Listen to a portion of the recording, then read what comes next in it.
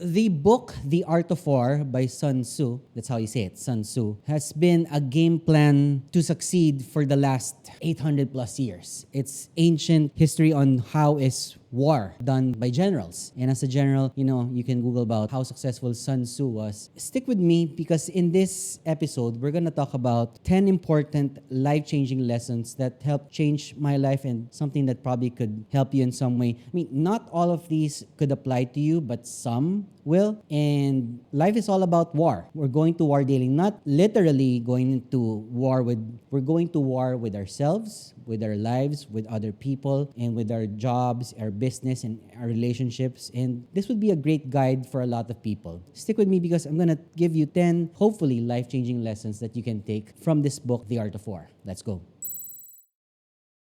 Number 1, let your plans be dark and impenetrable at night. And when you move, fall like a thunderbolt. What this means is that we need to devote some of our time into planning. Planning is very important. Planning means in war, strategy. How you're going to attack your enemies, which line of attack are you going to take, which point, which time, everything. So it's planning. Life is about planning things right and executing them. Remember, without any solid action that you may have, a plan is just a plan. You create a plan and you take action towards those plans because your plans are what's gonna make things in motion for you and nothing more. A plan will always stick to being a plan. Without execution, it's just dreaming. That's the important part in this very first lesson. Number 2, there are not more than 5 primary colors. Yet, in combination, they produce more hues than can ever be seen. It's as simple as this. I don't want to elaborate much on this, but it's not about the number of tools that you have. It's about how you use them. I don't care how many things you have in your arsenal. It's how you use them. Like in photography, you may have a better camera than me, but if I use the camera well enough, I might create a better job than someone with a top-end camera.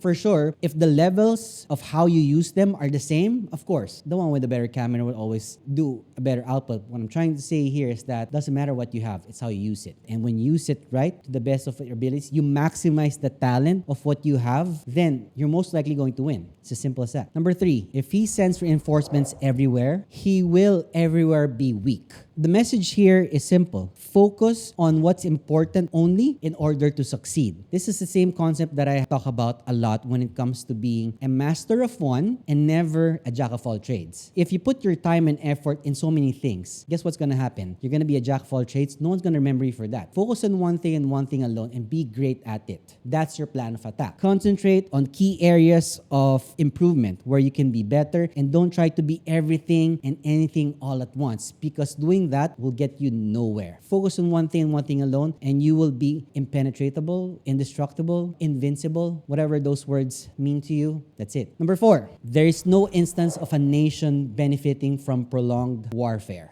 This is very timely. There's a war going on between Russia and Ukraine, but we shouldn't take forever to tackle any problems we have. If we have a problem, we face it head on. We don't avoid our problems. People who avoid problems will have problems altogether nonstop. If you don't know how to solve and take care of your problems will take care of you in the wrong way. So we should make progress towards our goals as soon as possible. When you're trying to tiptoe out of your way from landmines, one time you're gonna hit a landmine and you're gonna go kaboom.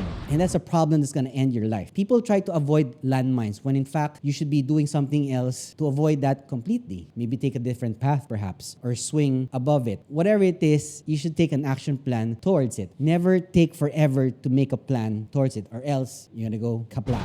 Number 5, ponder and deliberate before you make a move, but don't take too long. Careful planning and precise execution are very integral parts or components of anyone's success. If you don't have a plan to succeed, you won't succeed. It's just simple as that. So before making any kind of decision that will affect your future, consider the pros and cons of it, and as well as the consequences that each one possibly could decide the ending for you. Plan carefully. That's the most important thing. Plan carefully, but then again, goes back to my first point, execute. A lot of people people plan and plan and plan and then they don't execute. What happens? Those are people who are perfectionists. You don't want to be perfect. What do you want? You want progress. Number 6, attack is the secret of defense, and defense is the planning of an attack. There's only one way to ensure success, and it's to constantly build up your arsenal in terms of skills. It's like a soldier. You give a soldier a knife, that might not be enough for him to survive. That's why a soldier has so many pockets and stuff to put all those things for survival. If you leave him in the jungle, probably needs a backpack or something to live, some food, some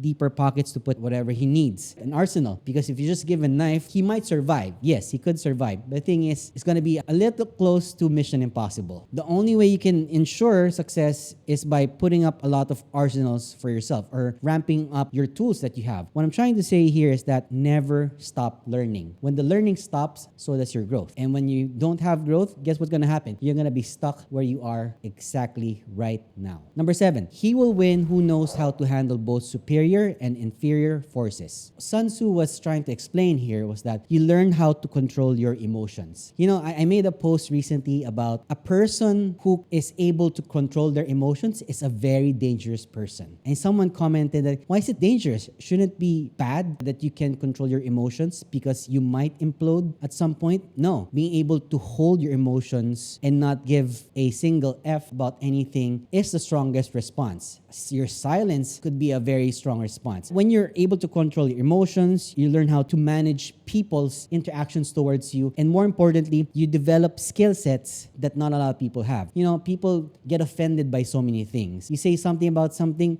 and people respond like, I'm butthurt, like I feel bad, and that F's them up. It F's them up so much that, they'll focus on that thing and that thing alone, and you'll be lost. If you're able to control your emotions, not everything needs a response, and not everything requires action from you. You can just stay still and that's your response. Number 8, he will win who knows when to fight and when not to fight. In our lives, we must pick our own life's motives clearly. It can give us the advantage of winning whatever life's battle there is. We have so many battles that we face every day. Just the fact that you're commuting to work is a battle by itself, literally, for a normal person. So if you want to make a difference, you need to cultivate a strong mental attitude that can give you a lot of strength and determination to do the things that you're supposed to do. There's so many things going on in life. Life is full of uphill battles that we must face every day. And if you know how to pick the fights that you should be in, you're conserving your energy for things that really matter to you. Not everything deserves a fight from you. And not everything deserves, again, a response from you. Not everything is worth a fight. But we fight for the right things that matter to us, like our family, our beliefs, and what you think is doing the right thing. But most important, the thing that we're fighting for the most will always be our peace of mind. That's the most important thing for me. I don't know about you. Let me know. Number 9, move not unless you see an advantage. Use not your troops unless there is something to be gained. Fight not unless the position is critical. This one's a little complicated, but I'll try my best to explain it. Always aim high and play to win. There's no other way that you're trying to, go into a battle. Your aim is to always to win, and your aim is to always aim high. You don't plan to do something and just work as hard to be the best at what you do, not to mix in with the crowd. You don't want to be mediocre. The reason why you're doing something is you want to be the best at what you do. If you want to play basketball, your goal is to be the best basketball player. If you're a photographer, videographer, you want to be the best at what you do. It doesn't make sense that you're doing what you love just to be on the level field of someone else or everyone else. You want to separate yourself from the pack. Capitalize on every opportunity that you get to get ahead as long as it doesn't involve stepping on other people's feet. If there's a way for you to grow without stepping on some other people's feet by focusing on yourself, that's probably one of your greatest achievements that you will have. And number 10, anger may in time change to gladness. Vexation may be succeeded by content. There's a saying here that says, but a kingdom that has once been destroyed can never come again into being, nor can the dead ever be brought back to life. It's important to think carefully, be careful, think twice about something, and to plan carefully. After all, the art of war is always about a game plan that you need to follow and rules that you live on by. Planning carefully is the most important here. When you plan well, you plan to win. You're planning things to succeed. And that's the main point of this. You're always planning to succeed. But at the same time, executing your plans is not about being perfect. It's about being progressive in the things that you do daily. So that's it. Question of the day. What do you think of all the 10 points that we made that could be potentially life-changing for you? Please let me know in the comment section down below. And I'll see you again in the next episode.